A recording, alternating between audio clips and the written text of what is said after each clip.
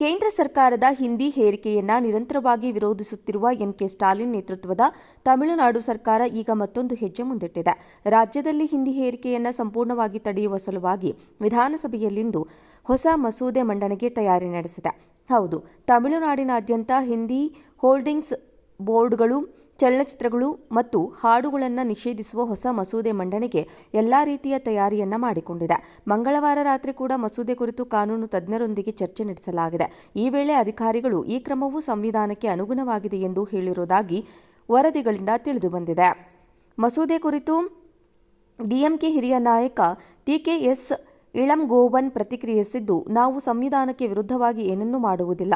ಸಂವಿಧಾನದ ಆಶಯವನ್ನು ಪಾಲಿಸುತ್ತೇವೆ, ಆದರೆ ಹಿಂದಿ ಹೇರಿಕೆಯನ್ನು ವಿರೋಧಿಸುತ್ತೇವೆ. ಕೇಂದ್ರ ಸರ್ಕಾರದ ಹಿಂದಿ ಹೇರಿಕೆಯನ್ನ ನಿರಂತರವಾಗಿ ವಿರೋಧಿಸುತ್ತಿರುವ ಎಂಕೆ ಸ್ಟಾಲಿನ್ ನೇತೃತ್ವದ ತಮಿಳುನಾಡು ಸರ್ಕಾರ ಈಗ ಮತ್ತೊಂದು ಹೆಜ್ಜೆ ಮುಂದಿಟ್ಟಿದೆ.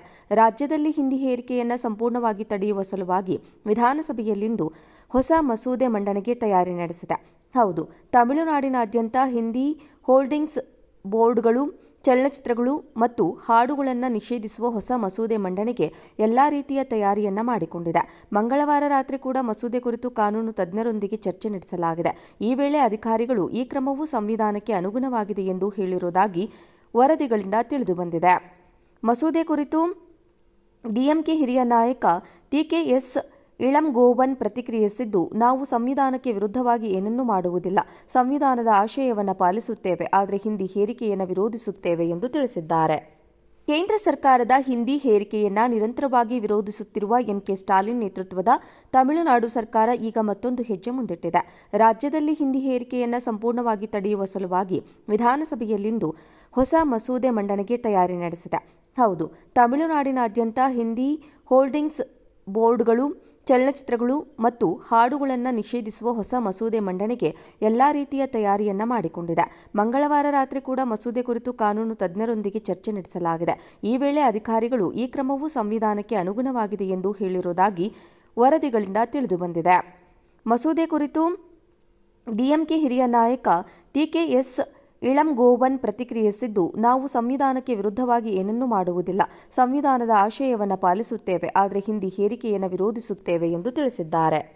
ಕೇಂದ್ರ ಸರ್ಕಾರದ ಹಿಂದಿ ಹೇರಿಕೆಯನ್ನ ನಿರಂತರವಾಗಿ ವಿರೋಧಿಸುತ್ತಿರುವ ಎಂಕೆ ಸ್ಟಾಲಿನ್ ನೇತೃತ್ವದ ತಮಿಳುನಾಡು ಸರ್ಕಾರ ಈಗ ಮತ್ತೊಂದು ಹೆಜ್ಜೆ ಮುಂದಿಟ್ಟಿದೆ.